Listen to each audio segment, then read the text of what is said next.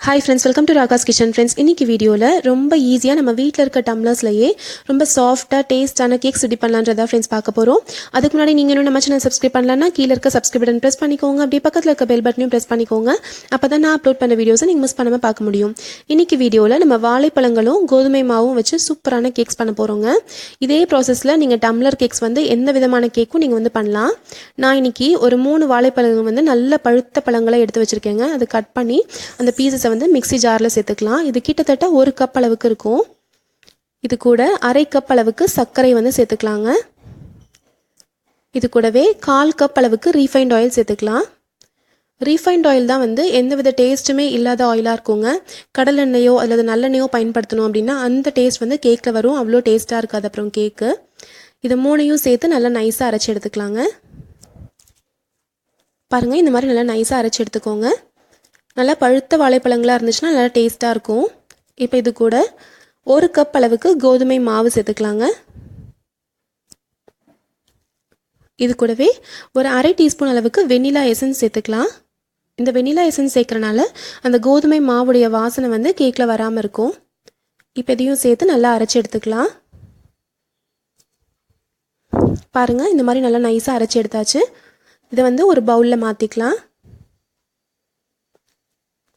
பாருங்கள், நல்லா திக்காக இருக்குது.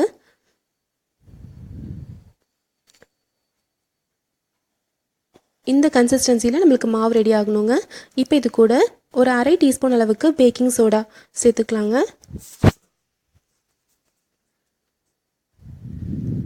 பேக்கிங் சோடா அப்படின்னா ஆப்ப சோடா தாங்க நான் சேர்த்துருக்கேன். நீங்கள் வந்து பேக்கிங் பவுடர் சேர்க்குறதா இருந்தால் 1 டீஸ்பூன் அளவுக்கு சேர்க்கணும். சேர்த்துட்டு நல்லா இந்த மாதிரி கலந்து விட்டுக்கோங்க. இப்போ நம்மளுடைய பேட்டர் வந்து ரெடி ஆயிடுச்சு. இப்போ நம்ம வந்து இந்த டம்ளர்ஸில் தான் நம்ம கேக்குக்கு ஊற்றி வைக்க போகிறோம். இது நம்ம காப்பி டீ குடிக்கிறோம் இல்லைங்களா, அந்த டம்ளர் வந்து 3 டம்ளர் எடுத்து வச்சுருக்கேன். அதுக்குள்ளார ஃபுல்லாக நான் வந்து எண்ணெய் வந்து வச்சு க்ரீஸ் பண்ணிக்கிறேங்க. நீங்கள் எண்ணெயோ அல்லது நெய்யோ வச்சு நீங்கள் ஃபுல்லாக தடவி விட்டுக்கலாம். இந்த மாதிரி பண்ணுறனால ரொம்ப ஈஸியாக கேக்ஸ் எடுக்கிறதுக்கு வரும்.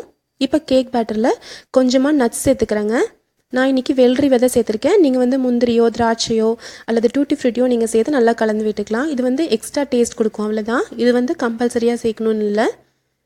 இப்போ நல்லா கலந்து விட்டுட்டு நம்ம க்ரீஸ் பண்ணி வச்சுருக்க டம்ளர்ஸில் நம்ம மாவு ஊற்றிக்கலாம். நம்ம வந்துட்டு பாதி டம்ளர் அளவுக்கு தாங்க ஊற்றணும். அப்போ தான் அது கேக் பொங்கி வரப்போ நம்மளுக்கு கரெக்டாக இருக்கும். பாருங்கள், இந்த மாதிரி மாவு ஊற்றிட்டு இப்படி ஒவ்வொரு டம்ளரையும் இப்படி தட்டி விட்டுக்கோங்க. உள்ளார எங்கேயாவது ஏர் கேப்ஸ் இருந்துச்சுன்னா அது ஃபில் ஆயிரும். இப்போ நம்ம வந்துட்டு கடாயில் பண்ண போகிறோம். நான் பழைய கடாய் ஒன்று எடுத்து வச்சுருக்கேங்க.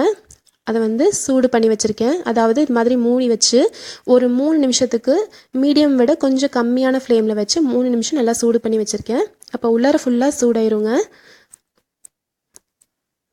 பழைய கடாயோ அல்லது பழைய குக்கரோ இருந்துச்சுன்னா நீங்கள் இது மாதிரி வந்து சூடு பண்ணிக்கலாம்.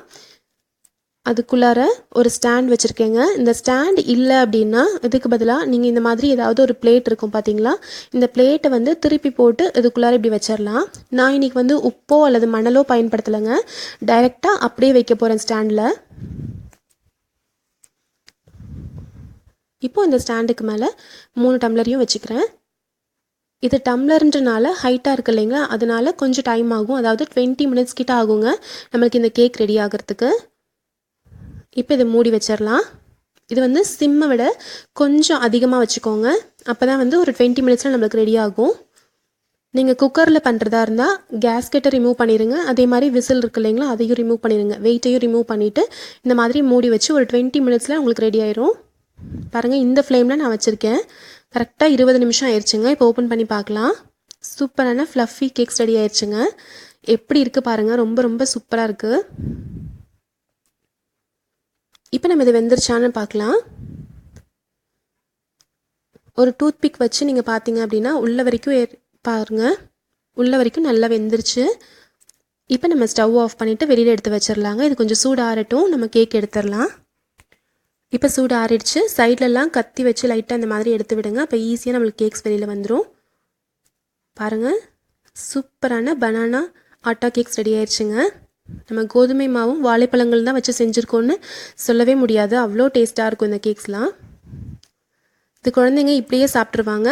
இல்லைனா நீங்கள் வந்து இந்த மாதிரி ஸ்லைசஸாக பீசஸாக பண்ணி கொடுக்கலாம். ரொம்ப ரொம்ப சாஃப்டான கேக்ஸ் ரெடி ஆயிடுச்சு. கண்டிப்பாக நீங்கள் ட்ரை பண்ணி பாருங்கள். பாருங்கள் எவ்வளோ சாஃப்ட்டாக இருக்குது பாருங்கள். இந்த ரெசிபி கண்டிப்பாக உங்களுக்கு பிடிச்சிருக்கும் ஃப்ரெண்ட்ஸ். பிடிச்சிருந்துச்சுன்னா நம்ம சேனல் ராகாஸ் கிச்சனில் ஒரு லைக் கொடுங்க. ஃப்ரெண்ட்ஸ் கூட ஷேர் பண்ணிக்கோங்க. சப்ஸ்கிரைப் பண்ணி வச்சுக்கோங்க. தேங்க்யூ.